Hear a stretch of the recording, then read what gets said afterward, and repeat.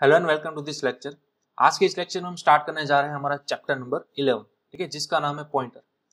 अब सी लैंग्वेज के अंदर बहुत ही क्रिटिकल पॉइंट है ये हमारा पॉइंटर कंसेप्ट, ठीक है। तो आपको बड़े ही ध्यान से समझना है पॉइंटर एग्जैक्टली है क्या, ठीक है। इसके अंदर हम कई सारी चीज देखने वाले हैं। सबसे पहले पॉइंटर कंसेप्ट को समझेंगे, देन आफ्टर हम एरे, स्ट्रिंग और यूडीएफ के साथ पॉइंटर को किस तरह से किया जाता है उसका इंप्लीमेंटेशन, वो चीज हम समझेंगे, ठीक है।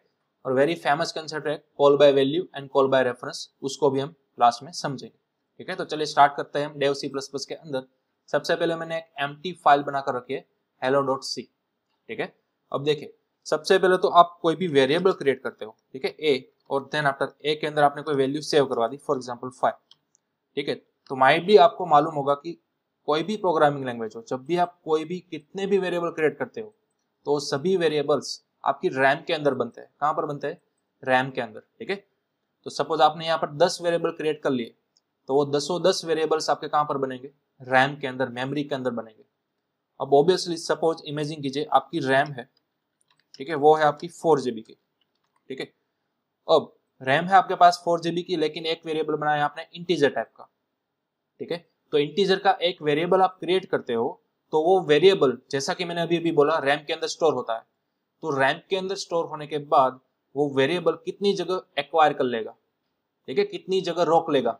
यानी कि पहले आपकी रैम थी फुल्ली 4 GB की, जब आपने एक वेरिएबल क्रिएट किया रैम के अंदर, तो रैम के अंदर कितनी जगह बनाकर बैठ लेगा वो, ठीक है। वो जगह पहले हमें मालूम करनी है, कितनी रोकेगा वो। तो सपोज वो जगह को मालूम करने के लिए आपके पास एक नया ऑपरेटर है साइज ऑफ, उसका आपको यूज करना है। चलिए मैं यहाँ पर लिखूंगा प्रिंट एफ, देन आफ्टर आपको यहाँ पर लिखना है साइज ऑफ। क्या लिखना है? Size of operator. अब ध्यान दीजिएगा, ये एक कीवर्ड है साइज ऑफ, और उसके बगल में आपको पैरेंथेसिस की पेयर अप्लाई करनी है इस तरह से, ठीक है, राउंड ब्रेसेस। तो आप बोलोगे कि सर कोई भी ऑपरेटर के बगल में अगर राउंड पैरेंथेसिस होते हैं तो वो क्या गिना जाएगा? फंक्शन गिना जाएगा, राइट।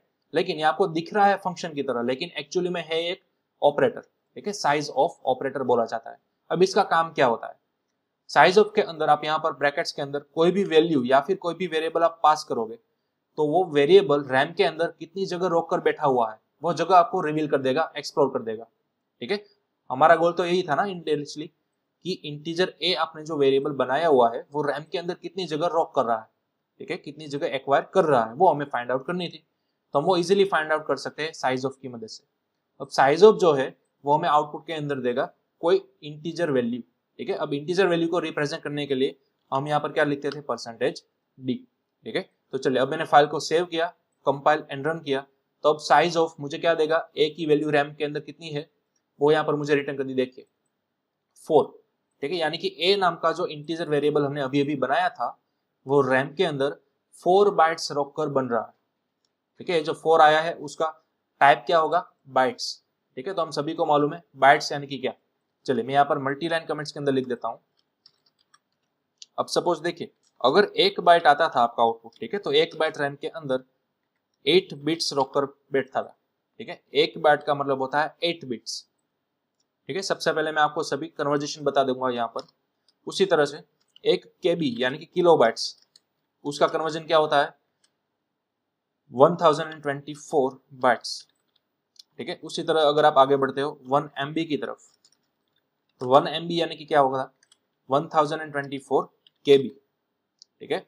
उसी तरह और आगे बढ़ेंगे हम 1 GB, तो 1 GB का आउटपुट क्या आएगा? 1024 MB, ठीक है। और उसी तरह एक और है हमारे पास TB यानी कि टेराबाइट, तो वो कब बनेगा? जब 1024 GB कलेक्ट हो जाएगा तब उसको गिना जाएगा 1 TB, ठीक है। तो एकदम बेसिक से आपके टाइप से कन्वर्जेशन के, मेमोरी के, ठीक है।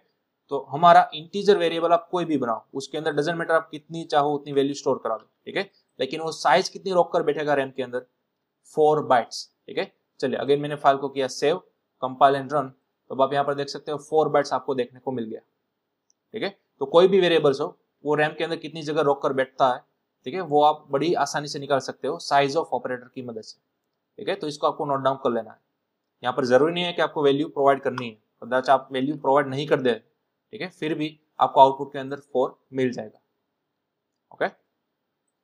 चलिए अब साइज ऑफ के अंदर ये भी जरूरी नहीं है कि आपको कंपलसरी ऊपर पहले वेरिएबल बनाना होगा और वो वेरिएबल का नाम यहाँ पर पास करना, ये भी जरूरी नहीं है। आप चाहो तो डायरेक्टली डेटा टाइप भी यहाँ पर पास आउट कर सकते हो, फॉर एग्जाम्पल इंटीजर। इस तरह से आपको वेरिएबल बनाने की भी जरूरत नहीं है, ठीक है। डायरेक्टली यहाँ पर डेटा टाइप पास कर दो तो वो डेटा टाइप रैम के अंदर कितनी जगह रोकेगा वो भी आपको पता चल जाएगा।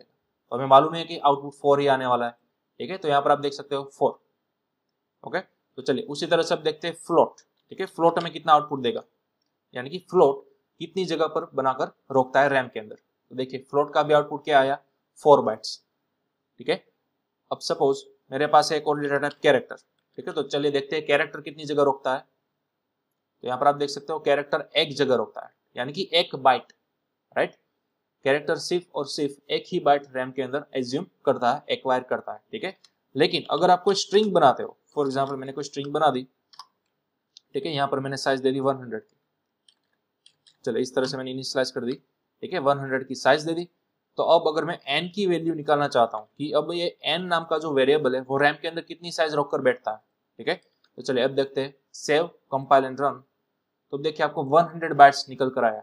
क्यों? क्योंकि ऑब्वियसली बात है, राइट, कि अगर एक कैरेक्टर 1 बाइट रोकता था तो ऐसे तो आपने 100 कैरेक्टर लिया ना। तो इसलिए बड़ी आसानी से आपका जो n नाम का वेरिएबल है वो रैम के अंदर कितनी जगह रोकेगा, 100 बाइट्स रोकेगा, ठीक है। तो इस तरह से आप निकाल सकते हो कोई भी वेरिएबल या फिर कोई भी स्ट्रिंग की साइज, जो कि मेमोरी के अंदर कितनी मेमोरीज एक्वायर करती है वो, ओके। चलिए इसको आप नोट डाउन कर लो। ये था आपका simple size of operator, okay. चलिए अब मैं ये सब मिटा देता हूं। अब हम आगे बढ़ते हैं पॉइंटर की तरफ। अब क्योंकि हमने समझ लिया कि कोई भी वेरिएबल जो आप क्रिएट करोगे वो आपका बनता है रैम के अंदर, ठीक है। सपोज आपने बनाया था अभी अभी इंटीजर a, ठीक है। तो ये कहां पर बनेगा, रैम के अंदर बनेगा ना। लेकिन पूरी रैम है हमारे पास 4 GB की, 8 GB की, वॉटेवर, पूरी रैम के अंदर एग्जैक्टली किस लोकेशन पर वो बनेगा वो भी मुझे चाहिए। तो फिर आप क्या करोगे, कितनी जगह रोक कर बैठ गया है वो वेरिएबल वो तो हमें मालूम चल गया साइज ऑफ ऑपरेटर की मदद से, राइट। लेकिन पूरे रैम के अंदर वो एग्जैक्ट किस लोकेशन पर, उसकी प्रीसाइज लोकेशन मुझे चाहिए, एग्जैक्ट लोकेशन। तो वो लोकेशन को भी आपको फाइंड आउट करना हो तो फिर आप यूज कर सकते हो पॉइंटर का। देखिए पॉइंटर की डेफिनेशन क्या है। सबसे पहले तो मैं यहाँ पर लिखता हूँ मल्टी लाइन कमेंट के अंदर, व्हाट इज पॉइंटर, ठीक है। तो पॉइंटर कुछ भी नहीं है, एक सिंपल वेरिएबल है। A variable which stores an address of another variable. Pointer कुछ भी नहीं है, simple one type of variable ही है, लेकिन कोई ऑर्डिनरी वेरिएबल नहीं है, एक स्पेशल वेरिएबल जो कि अपने अंदर किसी दूसरे वेरिएबल का एड्रेस स्टोर करेगा। क्योंकि मैंने अभी भी कहा, सपोज मेरे पास a नाम का वेरिएबल है, राइट। तो a नाम का वेरिएबल रैम के अंदर बना हुआ होगा तो उसका एड्रेस मुझे चाहिए, ठीक है। ये जो a है वो रैम के अंदर बना है, तो रैम के अंदर किस एड्रेस पर बना है उसका एग्जैक्ट लोकेशन मुझे चाहिए। तो ये एड्रेस आप निकाल सकते हो और उसे स्टोर करवा सकते हो पॉइंटर नाम के वेरिएबल के अंदर, ठीक है। चलिए देखते हैं किस तरह से। सपोज मेरे पास एक वेरिएबल है integer x is equal to 5, ठीक है।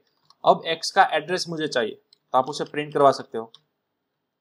अब देखिए किसी भी वेरिएबल का अगर आपको एड्रेस चाहिए ना तो बड़ी आसानी से आप निकाल सकते हो एड्रेस ऑफ ऑपरेटर की मदद से। आपको सिंपली इस तरह से लिखना है, एड्रेस ऑफ x, ठीक है। जैसा कि हम स्कैनफ के अंदर लिखते थे ना, ठीक उसी तरह। अब ये आपको रिटर्न क्या करेगा, x नाम का जो वेरिएबल है वो एग्जैक्टली रैम के अंदर किस पोजीशन पर बना है, किस लोकेशन पर बना है, उस लोकेशन की वैल्यू आपको रिटर्न करेगा और वो किस फॉर्मेट के अंदर होगी। तो एड्रेस रिप्रेजेंट करने के लिए आपको लिखना है %p, ठीक है। एड्रेस लिखने के लिए, एड्रेस को रिप्रेजेंट करने के लिए आपको लिखना है %p। ये नया फॉर्मेट स्पेसिफायर है, ठीक है। इसको आपको नोट डाउन करके रखना है, ओके। चलिए एड्रेस को आप कई सारे फॉर्मेट स्पेसिफायर से रिप्रेजेंट कर सकते हो, ठीक है। मैं वन बाय वन आपको सभी बताऊंगा। चलिए सबसे पहले तो मैं यहाँ पर करूंगा कंपाइल एंड रन। अब देख सकते हो इस तरह का कोई मुझे एड्रेस मिल गया, राइट। बड़ा ही लंबा एड्रेस है, ठीक है। चलिए और अगेन सपोज मैं कोई दूसरा फॉर्मेट स्पेसिफायर यूज करूंगा तो इस लाइन को मैं करूंगा रीयूज। अब आप एड्रेस को %u की मदद से भी रिप्रेजेंट कर सकते हो, ठीक है। ध्यान दीजिएगा एड्रेस की वैल्यू तो हमें सेम ही मिलेगी लेकिन रिप्रेजेंटेशन उसका अलग अलग आप कर सकते हो। अब देखिए %u की मदद से किस तरह से आता है आउटपुट। तो देखिए %u की मदद से हमें कुछ इस तरह का आउटपुट देखने को मिलता है, ठीक है। %u यानी कि pure address value in form of integer decimals, ठीक है। आपको इंटीजर डेसिमल्स के अंदर ही चाहिए तो आप %u लिखा सकते हो। चलिए अगेन एक और फॉर्मेट स्पेसिफायर है हमारे पास %x, जो कि आपको हेक्साडेसिमल फॉर्मेट के अंदर आपका एड्रेस रिटर्न करेगा। ठीक है, चलिए सेव किया मैंने, अगेन कंपाइल एंड रन। तो अब देखिए आपको हेक्साडेसिमल फॉर्मेट आ गया। अब मैथ भी आप मैथमेटिक्स के अंदर पढ़ चुके होंगे तो आपको मालूम होगा हेक्साडेसिमल फॉर्मेट यानी कि क्या, जिसके अंदर only and only 0 to 9 digits आता है और capital A to capital E, ठीक है, वहां तक के आपको लेटर्स मिलेंगे, capital A to capital F, sorry, वहां पर आपको कैपिटल भी चलेंगे और साथ ही साथ स्मॉल लेटर भी चलेगा। ठीक है, तो उसी डिजिट से बना हुआ एड्रेस उसको बोला जाता है हेक्साडेसिमल फॉर्मेट वाला एड्रेस। ठीक है, %p यानी कि आपका नॉर्मल मेमोरी एड्रेस, %u यानी कि आपका डिजिट फॉर्मेट यानी कि इंटीजर के अंदर मिला हुआ एड्रेस। ठीक है, तो थ्रू आउट द सिलेबस हम यूज करने वाले हैं %u, लेकिन आपको मालूम होना चाहिए एज अ अल्टरनेटिव आप %p या फिर %x दोनों का भी यूज कर सकते हैं। ठीक है, चलिए फिलहाल मैं रखूंगा %u, क्योंकि हमें रीड करने के लिए आसानी हो इसलिए, और कुछ इसका रीजन नहीं है। ठीक है, यहाँ पर आप बड़ी आसानी से इसको रीड कर सकते हो, प्योर इंटीजर फॉर्मेट के अंदर ही हमें आउटपुट मिलेगा। ठीक है, तो अब ये आउटपुट क्या आया, ये लोकेशन किसकी आई कि रैम के अंदर इस लोकेशन पर, इस मेमोरी एड्रेस पर आपका x नाम का वेरिएबल बना हुआ है, राइट। तो इस तरह से आप किसी भी वेरिएबल का एड्रेस निकाल सकते हो with use of address of operator. ये जो एंड का सिंबल आप लगाते हो उसी को बोला जाता है एड्रेस ऑफ सिंबल। ठीक है, चलिए नेक्स्ट अब बारी आती है, क्या हो अगर मुझे इस एड्रेस को किसी वेरिएबल के अंदर स्टोर कराना हो। ये तो हमने डायरेक्टली लिख दिया ना। ठीक है, सपोज मेरे पास एक वेरिएबल है आंस, इसके अंदर मुझे स्टोर कराना है एड्रेस ऑफ x। ठीक है, एंड देन आफ्टर यहाँ पर मैं लिख सकता हूँ आंस, राइट। इस तरह से भी हो सकता है वाया वाया, राइट। पहले मैंने x का एड्रेस निकाल दिया, किसी वेरिएबल के अंदर स्टोर कर दिया, एंड देन आफ्टर वो वेरिएबल को प्रिंट कर दिया। तो ये भी हो सकता है जेन्युइनली, लेकिन आंस का डेटा टाइप आप क्या रखोगे, अब सवाल ये आया, राइट। ऐसा तो कौन सा डेटा टाइप सी लैंग्वेज के अंदर पॉसिबल है जो कि एज किसी का एड्रेस, किसी अनदर वेरिएबल का एड्रेस यहाँ पर वो रिट्राइव कर लेगा। तो इस केस में हम यूज करना चाहेंगे पॉइंटर का, क्योंकि पॉइंटर ही एकलौता ऐसा वेरिएबल है जिसके पास ऐसी कैपेबिलिटी है कि किसी दूसरे वेरिएबल का एड्रेस वो अपने आप में स्टोर कर सकता है। ठीक है, तो इस आंसर को हमें क्या बनाना होगा, पॉइंटर बनाना होगा। किस तरह से, देखिए डेटा टाइप आपको लगानी है इंटीजर, और यहां पर आपको पुटअप करना है स्टार। स्टार को हम ऑफिशियली बोलेंगे एस्टरिस्क। ठीक है, इसको ऑफिशियली बोला जाता है एस्टरिस्क, इस तरह से। ओके, तो अब देखिए, अब ये जो आपका आंस वाला वेरिएबल है ना, वो कोई ऑर्डिनरी यानी कि कोई सिंपल वेरिएबल नहीं है। ये वेरिएबल है कौन सा, पॉइंटर वेरिएबल है। ठीक है, तो कोई भी पॉइंटर वेरिएबल को बनाओ आप, नाम कुछ भी रखो, लेकिन उसको आगे डिनोट करो आप एस्टरिस्क की मदद से। ठीक है, तो अब इस आंसर के पास कैपेबिलिटी आ चुकी है कि वो किसी दूसरे वेरिएबल का एड्रेस अपने अंदर सेव कर सकेगा। ठीक है, तो अब आपको वही सेम पुराना वाला आउटपुट देखने को मिलेगा। चलिए सेव किया मैंने, कंपाइल एंड रन, तो अब देख सकते हो वही पुराना वाला आउटपुट आया। ठीक है, हाँ डिजिट्स यहाँ पर आपके चेंज होते रहेंगे। क्यों, क्योंकि हर बार आप रन करोगे तो अगेन आपका x नाम का वेरिएबल रैम के अंदर किसी दूसरे लोकेशन के अंदर सेव होता रहेगा। ठीक है, तो यहाँ पर डिजिट भले ही आपके चेंज हो रहे हो, लेकिन उसका जो एड्रेस है वही आपका सेम आएगा। ठीक है, तो इस तरह से आप परफॉर्म कर सकते हो पॉइंटर, इस तरह से पॉइंटर आप बना सकते हो। हाँ, यहाँ पर मैंने डिक्लेयर भी किया है, साथ ही साथ इनिशियलाइज भी किया है। आप चाहो तो दोनों को अलग अलग लाइन्स के अंदर भी लिख सकते हो, पहले डिक्लेयर कर लो, फिर इस तरह से आपको क्या कर लो, इनिशियलाइज कर लो। ठीक है, तो ये भी चलेगा, लेकिन जब आप इनिशियलाइज करते हो तब आपको यहाँ पर आगे एस्टरिस्क नहीं लगाना। ठीक है, ये बात आपको ध्यान रखनी है। पॉइंटर जब आप बनाते हो ना, तभी आपको एस्टरिस्क लगाना है। फिर थ्रू आउट द प्रोग्राम आप जहां जहां भी आंस का यूज करोगे वहां पर कभी भी आगे एस्टरिस्क का सिंबल नहीं होना चाहिए। ठीक है, तो ये भी एक बात को ध्यान रखना है। ओके, चलिए इसका आप स्क्रीनशॉट ले लो। ये था हमारा सिंपल पॉइंटर। अगेन मैं रिपीट करूंगा, पॉइंटर यानी कि क्या, एक ऐसा वेरिएबल जो कि किसी दूसरे वेरिएबल का मेमोरी एड्रेस अपने आप में सेव कर सकेगा। ठीक है, इसी को बोला जाएगा आपका पॉइंटर, और कुछ भी नहीं है। वन टाइप ऑफ वेरिएबल ही है जिसके आगे हम सिंपल लगाते हैं स्टार, दैट्स ऑल, फिनिश। ठीक है, चलिए अब इसका फिगर वाला रिप्रेजेंटेशन मैं आपको बता रहा हूं। ठीक है, यहाँ पर मैंने गिग्स फॉर गिग्स में से एक रेफरेंस लिया है फिगर का। यहाँ पर इस फिगर को मैं जूम करूंगा थोड़ा सा, देखिए यहाँ पर सबसे पहले जो नीचे वाला पोर्शन है ना, वो आप देखिए। यहाँ पर एक वेरिएबल क्रिएट किया है जिसके अंदर वैल्यू रखी है 10। कितनी रखी है, 10। ठीक है, अब ये जो वेरिएबल रैम के अंदर बना ना, उसका मेमोरी एड्रेस यहाँ पर ग्रीन फॉन्ट के अंदर रिप्रेजेंट किया है 0x7 यानी कि हेक्साडेसिमल फॉर्मेट के अंदर है। ठीक है, तो ये उसका मेमोरी एड्रेस है इस पर्टिकुलर एड्रेस का। ओके, अब ये एड्रेस आपको सेव करवाना था किसी दूसरे वेरिएबल के अंदर, ठीक है, तो आपने यहाँ पर से इसको इंसर्ट करवा दिया किसी पॉइंटर के अंदर। नाम इन्होंने रखा है PTR, हमने क्या रखा था ANS, आंसर, ठीक है।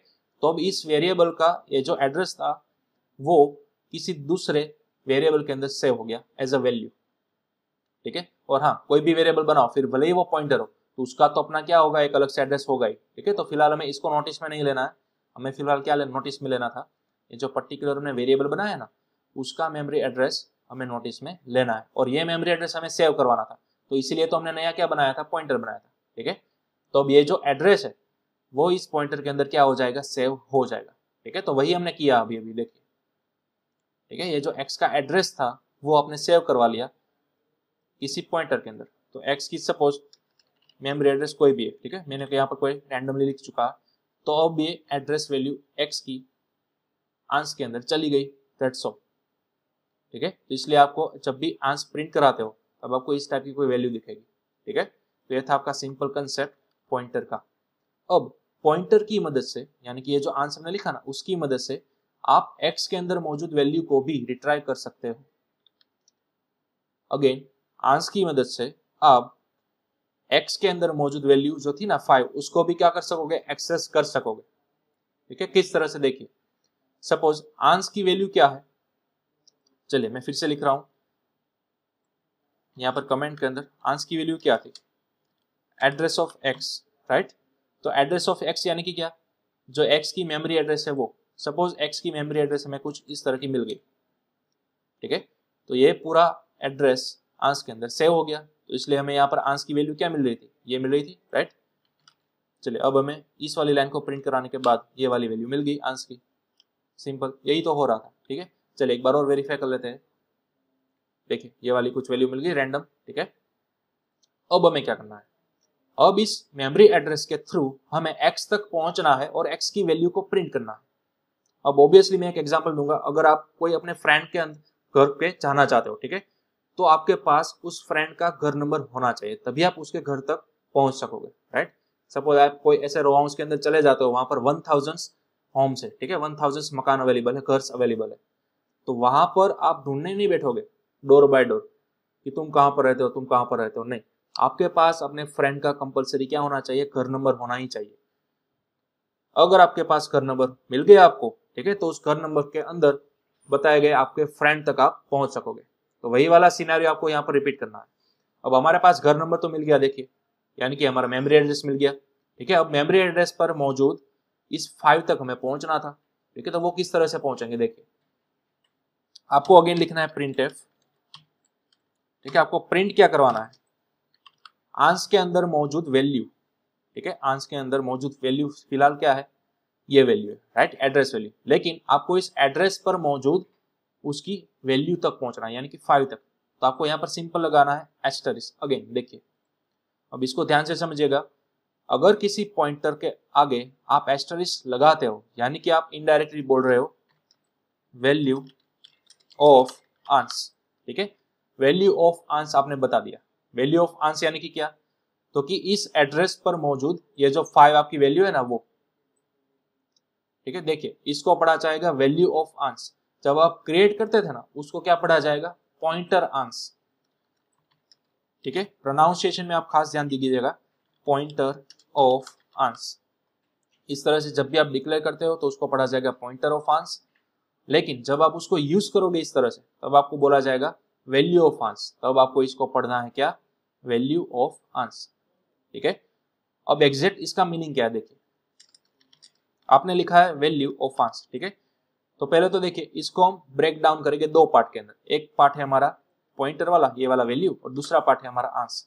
लेकिन आंस की वैल्यू हमने अभी अभी देखी थी, क्या थी, ये वाली, ठीक है। तो ये वाली वैल्यू मैंने यहाँ पर क्या कर दी, इस तरह से रिप्लेस कर दी, ठीक है। तो अब क्या हुआ, value of this address, indirectly आपने क्या बोला, वैल्यू ऑफ दिस एड्रेस। तो एड्रेस किसका था, एक्स का था ना, देखिए, ठीक है, ये एड्रेस किसका था, एक्स का था। तो आपने क्या कहा, मुझे वैल्यू चाहिए किसकी, इस एड्रेस पर मौजूद वेरिएबल की। तो इस एड्रेस पर मौजूद कौन सा वेरिएबल है, एक्स, ठीक है। तो एक्स की वैल्यू कितनी है, 5। तो अब इस पूरी लाइन का आउटपुट क्या आ जाएगा, 5 आ जाएगा, ठीक है। तो बिहाइंड द सीन ये वाली कुछ चीज हो रही है, ठीक है। तो अब आपका फाइनल आउटपुट क्या आएगा 5, तो 5 का डेटा टाइप क्या था, इंटीजर था, ठीक है। तो इंटीजर के लिए हम यहाँ पर लिखेंगे %d, दैट्स ऑल, बस इतना आपको करना था। चलिए सेव किया मैंने, अगेन कंपाइल एंड रन। तो अब आप यहाँ पर देख सकते हो आपको 5 सक्सेसफुली मिल चुका है, ठीक है। तो इस तरह से आप किसी पॉइंटर वेरिएबल के थ्रू भी डायरेक्टली मेन वेरिएबल्स तक पहुंच सकते हो, उसकी वैल्यू निकाल सकते हो, ठीक है। तो ये चीज आपको आनी चाहिए। सिंपल अगर आप पॉइंटर की वैल्यू प्रिंट करोगे तो आपको एड्रेस वैल्यू मिलेगी, लेकिन उस एड्रेस पर मौजूद आप वैल्यू निकालना चाहते हो तो आगे आपको सिंपल पुट आपको देना है एस्टरिस्क। अब इसको क्या पढ़ा जाएगा, वैल्यू ऑफ आंस, ठीक है। तो अब यहाँ पर हमने सिंपल क्या किया था, पार्ट को ब्रेक किया था। आंस की वैल्यू हमने पहले तो पुटअप कर दी, आंस की वैल्यू हमें ऊपर अभी अभी क्या मिली थी, ये वाले डिजिट्स, ठीक है। तो ये वाले डिजिट्स हमने पुटअप कर दिए। अब इस वाले डिजिट्स यानी कि इस वाली एड्रेस पर कौन सी वैल्यू अवेलेबल है वो निकालनी है आपको, तो आगे सिंपल आपको पुटअप करना है एस्टरिस्क, ठीक है। तो अब इसको अगेन पढ़ा जाएगा वैल्यू ऑफ दिस एड्रेस। तो वैल्यू ऑफ एड्रेस किसकी थी, एक्स की थी, तो अब एक्स की वैल्यू क्या आएगी 5, ठीक है। तो इस तरह से यहाँ पर मिल गया आपको 5, ठीक है। तो आप दो तरह से पॉइंटर का यूज कर सकते हो, किसी वेरिएबल की एड्रेस वैल्यू प्रिंट कराने के लिए और किसी वेरिएबल की एक्चुअल वैल्यू प्रिंट करवाने के लिए, ठीक है। तो ये दोनों यूज आपको आने चाहिए। ये था आपका सिंपल पॉइंटर, ठीक है। इसको भी आप क्या कर सकते हो, नोट डाउन कर सकते हो, ओके। चलिए ये आपका फिनिश हो गया सिंपल पॉइंटर वाला कंसेप्ट। चलिए तो ये था आपका सिंपल पॉइंटर कंसेप्ट। अब हम आगे एक और कंसेप्ट देख लेते हैं, स्केल ऑफ पॉइंटर, ठीक है। इसके अंदर क्या होता है देखिए, सपोज x की तरह दूसरा मेरे पास एक वेरिएबल अवेलेबल है y, उसकी वैल्यू है मेरे पास सपोज 13, ठीक है। अब इस y तक मुझे पहुंचना है तो हम क्या करेंगे, इसका एक और नया पॉइंटर बना लेंगे, ठीक है, यानी कि y का एड्रेस स्टोर करने के लिए। सपोज अब देखिए मैंने जो आंस बनाया था ना उसका नाम मैं रिप्लेस कर दूंगा p1 से, यानी कि पॉइंटर 1, ठीक है। चलिए p1, अगेन यहाँ पर भी p1। अब मैं एक और नया पॉइंटर क्रिएट कर रहा हूँ p2। अब p2 के अंदर मैं स्टोर करा रहा हूँ क्या, y का एड्रेस, ठीक है। तो अब देखिए मैं यहाँ पर लाइन को कंप्रेस करने के लिए यहीं पर %d लगा दूंगा और यहीं पर वैल्यू ऑफ p1 बता दूंगा, ठीक है। अब यहाँ पर अगेन %u और %d p2 का एड्रेस देने के लिए और साथ ही साथ p2 की वैल्यू देने के लिए, ठीक है। चलिए ये पूरा का पूरा होगा आपका x रिगार्डिंग और ये पूरा का पूरा होगा आपका y रिगार्डिंग, ठीक है। तो ये मैंने सिंपल नोट डाउन कर लिया है और कुछ नहीं किया। चलिए सेव किया मैंने, अगेन कंपाइल एंड रन। तो आप देख सकते हो x का वैल्यू आपको मिल चुका है, यानी कि उसकी एड्रेस वैल्यू मिल चुकी है और उसकी एक्चुअल वैल्यू मिल चुकी है, राइट। उसी तरह से y की भी एड्रेस वैल्यू मिल चुकी है और साथ ही साथ उसका क्या मिल चुका है, एक्चुअल वैल्यू, ठीक है। तो अब दोनों के अंदर डिफरेंस आप चेक करिए। पहले तो दोनों के अंदर देखिए 4 बाइट का डिफरेंस है, ठीक है। यहाँ पर लास्ट में आपको दिख रहा है 64 और यहाँ पर दिख रहा है 60। तो एग्जैक्टली 4 का ही डिफरेंस क्यों आया, क्योंकि हमने अभी अभी देखा था कोई एक इंटीजर अगर रैम के अंदर बनेगा तो वो 4 बाइट्स के मेमोरी ब्लॉक्स क्या कर लेगा, एक्वायर कर लेगा, ठीक है। तो अगर आपका x बना है 64 पर, तो जब दूसरा बनेगा y तो या तो वो बनेगा 60 पर या तो वो बनेगा 68 पर, बट डिफरेंस कितना होगा, 4 मेमोरी ब्लॉक्स का डिफरेंट होगा, ठीक है। क्योंकि इंटीजर बनाने के लिए आपके 4 मेमोरी बाइट्स एक्वायर हो जाता है इसलिए, ठीक है। तो किस लोगों के सिस्टम पर 64 में से यहाँ पर 68 आएगा, कुछ लोगों के सिस्टम के अंदर मेरी तरह 64 में से 60 तरफ जाएगा, यानी कि रिवर्स डायरेक्शन के अंदर, ठीक है। तो इसके अंदर कुछ घबराने की जरूरत नहीं है, सिंपल डिफरेंस आपका 4 का ही आएगा, ठीक है। चलिए तो ये आपको नोट डाउन करना था, difference always and always 4 bytes का ही आएगा, ठीक है। देखिए अगेन मैंने प्रोग्राम को सेव किया, कंपाइल एंड रन। तो अब देखिए अगेन यहाँ पर आया 64 और लास्ट में आया 60, ठीक है। यानी कि कंप्लीट हमारा डिफरेंस क्या आ रहा है, 4 का ही आ रहा है, ठीक है। तो परफेक्टली वैलिड है। तो इस तरह से हमने देखा इंटीजर वैल्यू के अंदर डिफरेंस कितना आया, 4 बाइट्स का आया, राइट। अब अगर उसी तरह से मैं यहाँ पर फ्लोट के अंदर करता हूँ तो फ्लोट के अंदर भी कितना आएगा, 4 का ही आएगा, ठीक है। चलिए चेंज करते हैं यहाँ पर फ्लोट, यहाँ पर %f और यहीं पर %f। चलिए अब मैंने सेव किया, कंपाइल एंड रन। तो अब देखिए दोनों की वैल्यू मुझे नहीं बता रहा, क्यों, क्योंकि ऑब्वियसली हमने पॉइंटर अभी फिलहाल इंटीजर के अंदर ही रखा है, तो पॉइंटर को भी हमें किसके अंदर सेव करना होगा, फ्लोट के अंदर। चलिए अब मैंने सेव किया, अगेन कंपाइल एंड रन, ठीक है। तो अब आप देख सकते हो 5 and 30, ठीक है। लेकिन डिफरेंस देखो मेमोरी एड्रेस के अंदर 64 और 60 यानी कि 4 बाइट्स का ही हमें डिफरेंस देखने को मिलेगा। तो ये भी साबित हो गया, ठीक है, प्रूव हो गया कि इंटीजर और फ्लोट दोनों में से किसी भी का भी आप वेरिएबल क्रिएट करोगे तो परफेक्टली 4 बाइट्स के ही मेमोरी ब्लॉक मेमोरी के अंदर एक्वायर कर लेंगे, ठीक है। चलिए उसी तरह हमारे पास एक और डेटा टाइप है जिसका नाम है कैरेक्टर। तो अब हम सभी को मालूम है, हमने अभी अभी देखा साइज ऑफ की मदद से कैरेक्टर कितनी बाइट्स एक्वायर करेगा, आपकी 1 बाइट, ठीक है। तो चलिए देखते हैं, सेव किया मैंने, अगेन कंपाइल एंड रन। तो अब देखिए कैरेक्टर 61 और यहाँ पर 66 यानी कि दोनों का डिफरेंस कितना आया, 1 बाइट का आया, ठीक है। यहाँ पर आपको कुछ डमी प्रिंट होकर मिल रहा है क्योंकि ऑब्वियसली हमें यहाँ पर इसको लिखना था कैरेक्टर के अंदर सिंगल कोटेशन के अंदर। फॉर एग्जाम्पल मैंने यहाँ पर लिख दिया P और यहाँ पर Y के अंदर कोई नई वैल्यू डाल दी, फॉर एग्जाम्पल Z, ठीक है। चलिए सेव किया, अगेन कंपाइल एंड रन।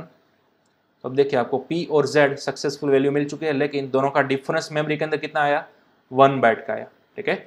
तो ये भी प्रूव हो गया कि कैरेक्टर रैम के अंदर एक ही बाइट एक्वायर करता है, ठीक है। तो इस तरह से आप इंटीजर, फ्लोट और कैरेक्टर की एक्वाइजेशन बाइट्स प्रूव कर सकते हो, ठीक है। चलिए इसका भी आप स्क्रीनशॉट ले लो। तो ये हमने सिंपल देखा डिफरेंस कितना है दोनों के अंदर वो, ओके। चलिए अब सपोज मैं यहाँ पर दूसरा पॉइंटर क्रिएट नहीं कर रहा तो क्या होगा, मेरे पास दूसरा पॉइंटर है ही नहीं, ठीक है। सिंपल मेरे पास फिलहाल है इंटीजर। चलिए सबसे पहले रिप्लेस कर देते हैं हम इंटीजर ताकि हमें समझने के अंदर बहुत ही आसानी हो, ठीक है, इस तरह से। चलिए यहाँ पर भी कर देते हैं %d, ओके। चलिए सेव किया, कंपाइल एंड रन। तो अब देखिए हमारी वैल्यू आ गई है 64 और 5, ठीक है। लेकिन ये तो किसकी वैल्यू आई, x की वैल्यू आई। लेकिन अगर आप उसी तरह से इस पूरे फंक्शन को, पूरी लाइन को कॉपी करोगे और नीचे रीयूज करोगे y के लिए तो क्या होगा। चलिए यहाँ पर मैंने यूज़ किया y के लिए, लेकिन अब यहाँ पर आप क्या पास करोगे, आपके पास दूसरा P2 तो है ही नहीं जिसके अंदर आपने y का वैल्यू स्टोर किया हो, ठीक है, वो तो आपके पास है ही नहीं। तो आप क्या करोगे, अब आप P1 की मदद से भी y की वैल्यू निकाल सकते हो। क्यों, क्योंकि हमने अभी भी देखा दोनों वेरिएबल के बीच में कितना डिफरेंस था, 4 बाइट का डिफरेंस था ना, ठीक है, यानी कि एक इंटीजर यानी कि 4 बाइट। तो अब आप यहाँ पर क्या करो, +1 कर दो, यहाँ पर भी कर दो +1, पूरे ब्रैकेट्स के अंदर इस तरह से P1 +1। क्या किया देखिए, सिंपल P1 की वैल्यू क्या थी, कोई रैंडम डिजिट्स थे, राइट, हमारी मेमोरी वैल्यू। लेकिन उसी तरह y की मेमोरी क्या थी, उसके अंदर भी कोई रैंडम डिजिट्स थे, लेकिन उन दोनों यानी कि P1 और y की एड्रेस दोनों के बीच में डिफरेंस कितना था, 4 बाइट का। यानी कि अगर आप एक इंटीजर ऐड करते हो P1 के अंदर तो ऑटोमेटिक रैम के अंदर 4 बाइट एक्वायर हो जाएगी, ठीक है। तो इनडायरेक्टली आपने P1 के अंदर +1 किया और आप यहाँ तक पहुँच गए। देखिए सेव किया मैंने, अगेन कंपाइल एंड रन। तो अब आप देखिए, ओके, हम रिवर्स डायरेक्शन के अंदर गए, हमें 64 में से 60 तक जाना था, ठीक है। तो अब हमें क्या करना है, यहाँ पर -1 कर देना है और P1 -1 पर जो मौजूद थी वैल्यू उसकी वैल्यू हमें चाहिए, यानी कि अब हमें 8 मिल जाना चाहिए, ठीक है। तो अब मैंने क्या किया, यहाँ पर कंपाइल एंड रन, ओके। तो अब देखिए 64, लेकिन अब आपको उस पर वैल्यू क्या मिली, कोई भी गार्बेज वैल्यू 31 मिली, ठीक है। तो इस तरह से आपको डिफरेंस निकालते रहना है। हाँ, आप 8, आपका जो y वेरिएबल है ना वो रैम के अंदर कहीं पर भी बना हुआ हो सकता है, ठीक है। कईयों के पास 64 में से 60 तक बना हुआ होगा, तो कईयों के सिस्टम में यहाँ पर 31 के बजाय सक्सेसफुल 8 आ जाएगा, अगर वो एग्जैक्ट इसके बगल में ही बना हुआ होगा रैम के अंदर तो, ठीक है। अदरवाइज आपको यहाँ पर स्केल बढ़ाते रहना है। यहाँ पर मैंने कैसे स्केल को घटाया, इसको स्केल को डिक्रीमेंट करना बोलते हैं, यानी कि P1 का जो फिलहाल जो स्केल था ना उसको मैंने डिक्रीमेंट कर दिया, ठीक है। और इस तरह से अगर मैंने किया था यहाँ पर +1 तो उसका स्केल मैंने कर दिया प्लस। अब ये स्केल ऑफ पॉइंटर इस कंसेप्ट को बोला जाएगा, ठीक है। लेकिन स्केल ऑफ पॉइंटर का कंसेप्ट हम नेक्स्ट सेशन के अंदर डिटेल में देखेंगे विथ एरे एंड स्ट्रिंग, तभी आपको ये स्केल ऑफ पॉइंटर का कंसेप्ट एग्जैक्टली दिमाग के अंदर बैठेगा, ठीक है। अदरवाइज आपको यहाँ पर कंप्लीटली फिलहाल तो ख्याल नहीं आएगा कि एग्जैक्ट मैंने किया क्या है। तो जस्ट मैंने इंट्रोडक्शन दिया स्केल ऑफ पॉइंटर का, उसको आप बढ़ा भी सकते हो, घटा भी सकते हो, ठीक है, किसी नेक्स्ट वेरिएबल की वैल्यू तक पहुँचने के लिए। लेकिन ये बेटर अंडरस्टैंडिंग हम करेंगे एरे और स्ट्रिंग के अंदर, ठीक है। तो फिलहाल आप यहीं पर नोट डाउन कर सकते हो, ओके। तो जितना कंसेप्ट हमने आज तक पढ़ा है उन सभी को आप प्रैक्टिस करो और नेक्स्ट सेशन तक आते आते आपको एरे और स्ट्रिंग को भी खास रिवाइज कर रखना है, ठीक है। क्योंकि नेक्स्ट टॉपिक हमारा वही होगा, पॉइंटर को हम एरे और स्ट्रिंग के साथ क्या करेंगे, टेस्ट करेंगे, और साथ ही साथ हम यूडीएफ को भी कवर करने की ट्राई करेंगे, ठीक है। तो इन तीनों कंसेप्ट को, एरे, स्ट्रिंग और यूडीएफ को आपको कंप्लीटली रिवाइज कर लेना है, ओके।